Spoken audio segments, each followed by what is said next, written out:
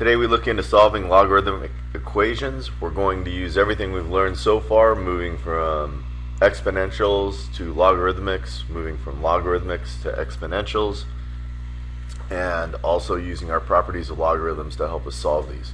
We'll start real simple.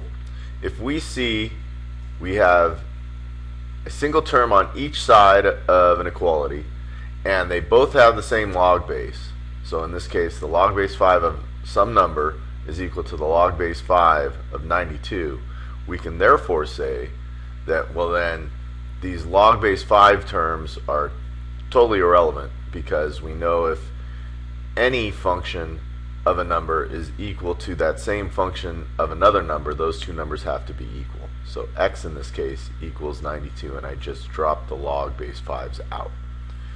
In this case it's similar, however, we have the log base 7 of x is equal to the log base 7 of an entire other term.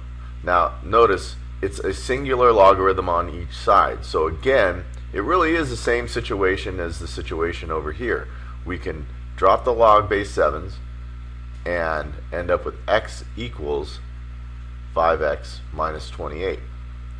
Solving that, I end up with 4x is equal to 28, and then x is equal to 7. This is where it gets a little bit different. Notice one log on one side, I have two logs on the other side. Fortunately, we have a property of logarithms that allows us to combine a set of terms into a singular log, and then we'll have one log base on one side, same log base on the other, and set the two quantities equal. So this side stays the same, the log base 3 of 4x minus 1. In this case I have an addition which I can combine to a multiplication, so this is the log base 3 of 2 times the quantity of x plus 1. Clean that up a little bit. Log base 3 of 4x minus 1 equals the log base 3 of 2x plus 2. Notice one log base on one side, same log base on the other, set the two quantities equal. 4x minus 1 is equal to 2x plus 2, therefore 2x equals 3, and x equals 3/2. Similar situation here, except many more terms. I can combine terms on the left side as well as the right, so let's go ahead and do that. They both have subtractions, so those are both going to go to divisions. The log base 9 of x plus 6 over 10 will equal the log base 9 of x plus 1 over 2. Same log base on each side, one log base for each side as well, therefore I can get rid of the logarithms and state that x plus 6 over 10 equals x plus 1 over 2. So I have 2 times x plus 6 equals 10 times x plus 1. So I have 2x plus 12 equals 10x plus 10. 8x then is equal to 2, and 1/4 will equal x. Now you'll notice the difference in this problem. I have log bases on one side, no logarithms on the other side. There's a couple ways to do this, so we'll do it two different ways just to show you. I think the first way is going to be the easiest, but I'll let you decide. This goes to a multiplication, so I have the log base 2 of 5 times x plus 1 equals 4, and then this is the log base 2 of 5x plus 5 is equal to 4. Now I'm out of luck because I have no log base on this side, so I can't drop the logarithms out. However, I can move from logarithmic form to exponential form by sliding the base. So if I do that, I have 5x plus 5 is equal to 2 to the 4th power. Therefore 5x plus 5 is equal to 16. 11 is then equal to 5x, and x equals 11 over 5. Now I said we can do this another way, and that way is to make 4 a log base 2 number. Well, again, if you can't think of that straight off the bat, we did this in a previous example yesterday, I believe. 4 is equal to the log base 2 of what number? I'll put just a question mark there. Again, it involves sliding the base, so we're doing the same thing we did over here, just in a different way. Slide that base, so that's 2 to the 4th is equal to the question mark. So therefore I can say the log base 2 of x plus 1 plus log base 2 of 5 equals the log base 2 to the 4th is 16. And then you'll notice that this 16 over here, same as that 16 there, still we can combine just like we did in the last problem. It's 5x plus 5 equals the log base 2 of 16. Notice drop those out and notice where we are. 5x plus 5 equals 16. We end up with x equaling 11 over 5, just like before. Personal preference. Similar problem. We're going to do that same trick that I like, sliding the base after we've combined everything. You'll notice though that in this case the problem is going to be a little bit different because we can take and combine to a multiplication first of all. Simplify it up a little bit by distributing. That's x squared plus x. Now I'm going to slide my base. I get x squared plus x equals 6 to the 1st, or 6. So I have x squared plus x equals 6. Now what's different about this is I have a quadratic. So when I have quadratics, I set aside equal to 0 and then go ahead and factor. I have x plus 3, x minus 2 equals 0, which gives me values of negative 3 and 2 as answers. Now here's also another unique aspect of this problem.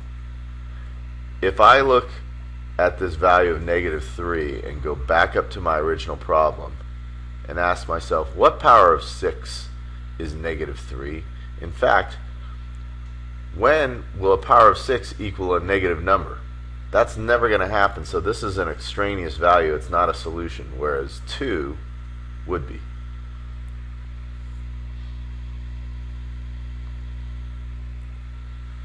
Similar problem, except we go to, once again, divisions. Log base 4 of 2x plus 1 over x minus 2 is equal to 1. Again, I'm a fan of sliding that base.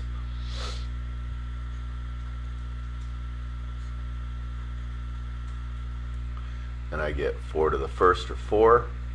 So I have 2x plus 1 over x minus 2 equals 4. Multiply to the other side, 2x plus 1 is equal to 4 times x minus 2, or 2x plus 1 is equal to 4x minus 8. 2x then will equal 9, and 9 halves will be equal to x.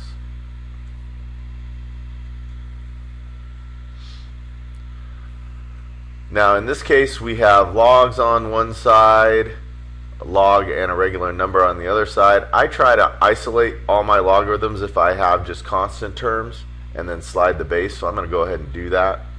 I have 2 log 3 of x minus the log 3 of 2x plus 5 is equal to 2. Because now what I can do is combine the terms on the left side, slide the base, and do the problem the same way I've done our other problems. You'll notice this multiple of 2 is out in front. I bring this up to the power, and then because of the subtraction I divide. So I have the log base 3 of x squared minus the log base 3 of 2x plus 5 is equal to 2. Because of the subtraction, I divide, so I have the log base 3 of x squared over 2x plus 5 is equal to 2. Now I go ahead and I slide that base, and I get x squared over 2x plus 5 is equal to 3 squared. I think I'll go over here now. So I'm going to multiply this denominator and get x squared equals 9, because that's 3 squared, times 2x plus 5. Going to need to distribute. So 18x plus 45. It's a quadratic. Set aside equal to 0.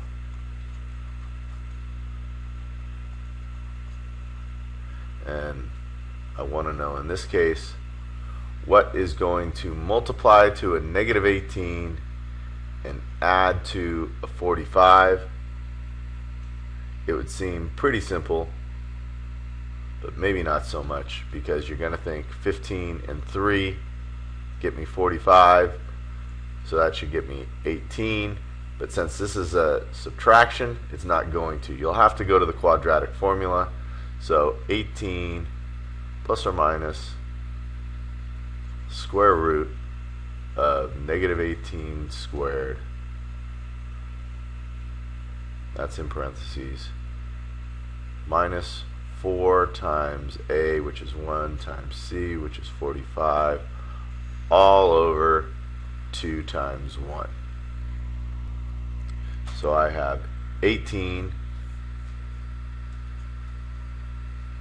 plus the square root of 504 over 21, and I've also got a minus in there. In this case, though, the square root of 504 is roughly 22, so this is 18 plus or minus, let's call it 22.4 over 2.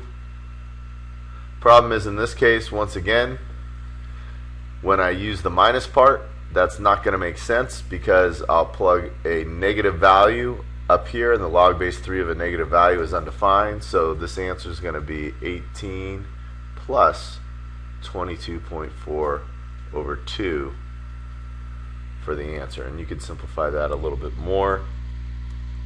22.4 plus 18 divided by 2 is going to be about 20. It's approximate 20.2.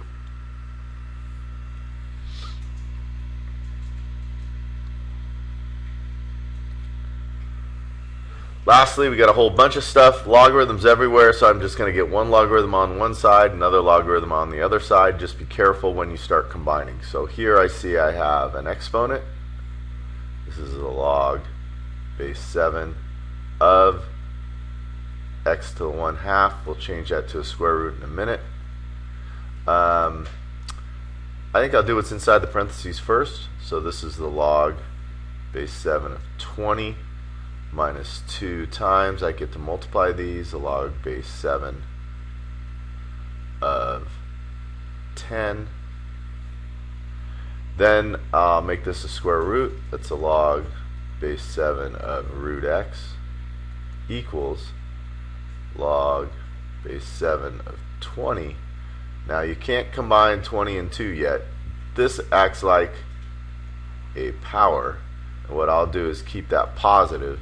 So this goes minus the log base 7 of 10 squared. So I have the log base 7 of root x equals the log base 7 of 20 minus the log base 7 of 100. I have a division now I can go to, so this is the log base 7 of root x equals the log base 7 of 20 over 100, or in this case, Since I have one log base on both sides, I can remove the logarithms. So root x equals 1/5 because 20 over 100 is 1/5. Square both sides. X squared, x because square is square root and we get x, and square 1/5 and we get 1/25. So that pretty much runs the gamut. Make sure you do your connect ed and your summary, and we'll do some more examples tomorrow.